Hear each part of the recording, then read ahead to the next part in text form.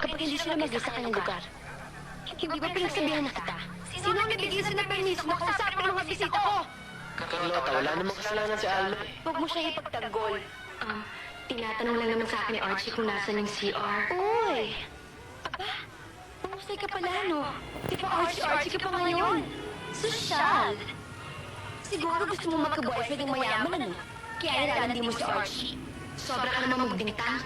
Ang sama-sama ka agad ng iniisip mo eh. Alam ba ang tawag doon sa ginagawa mo?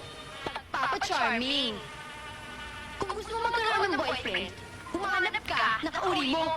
Pumunta ka doon sa labas, sa mga squatters, doon ka lumandi! Tama na nga, Carlota. Lumabas na lang tayo, pwede? Hindi ako malandi. Baka ikaw mas lalo malandi.